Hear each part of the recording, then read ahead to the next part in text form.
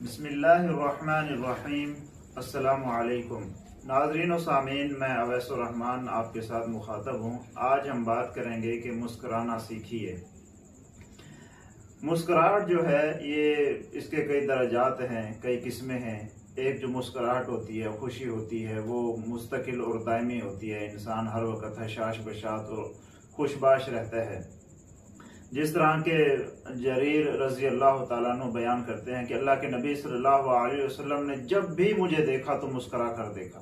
ایک اعلیٰ جو شخصیت ہوتی ہے، ایک اعلیٰ جو انسان ہوتا ہے، ایک اعلیٰ جو پرسنالٹی ہوتی ہے، اس کی یہی خوبی ہوتی ہے کہ وہ ہمیشہ اپنے آپ کو خوش رکھتا ہے، ہمیشہ مسکراتا رہتا ہے، اور جب بھی کسی سے بات کرتا ہے مسکرا کر بات کرتا ہے۔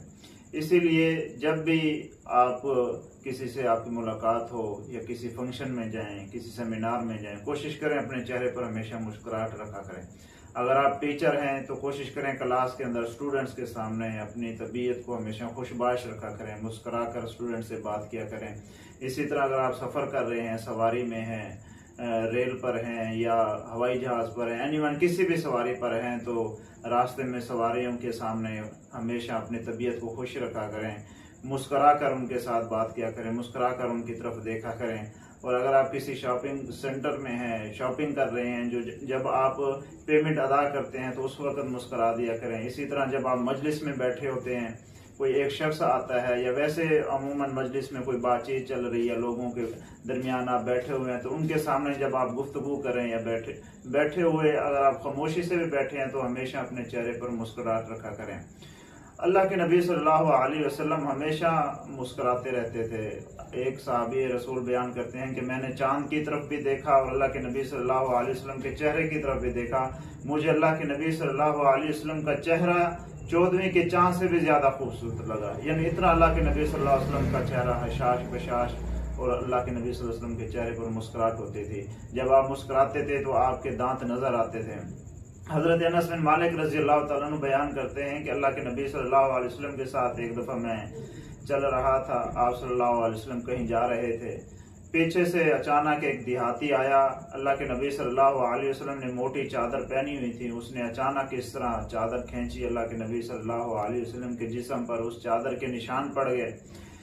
اللہ کے نبی صلی اللہ علیہ وسلم اس دیہاتی پر غصے نہیں ہوئے بلکہ مسکرا کر دیکھا اور پوچھا کیا مسئلہ ہے، کیوں اس طرح کا کیا ہے؟ تو اس صحابی نے کہا کہ اس دیہاتی نے کہا اللہ کے نبی، جو کچھ آپ کے پاس اللہ کا دیا ہوا مال ہے اس میں سے مجھے کچھ دیں۔ اللہ کے نبی صلی اللہ علیہ وسلم نے مسکرا کر کہا کہ اس کی جو ضرورت ہے، اس کو جتنا مال چاہیے وہ ادا کر دو۔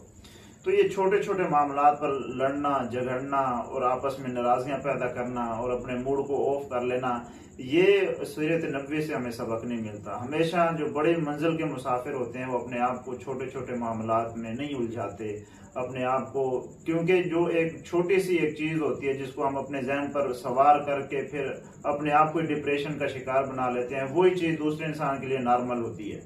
تو کوشش کریں ہمیشہ خوش رہیں۔ میں ایک اور واقعہ آپ کے سامنے عرض کر کے اپنی بات کو ختم کرتا ہوں۔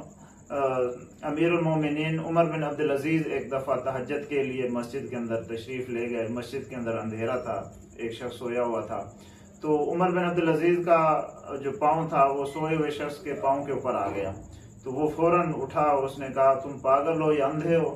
اب عمر بن عبدالعزیز کے پیچھے اس کا ایک سپاہی بھی تھا، اس نے کہا امیر المومنین مجھے حکم دے میں اس کو سزا دوں۔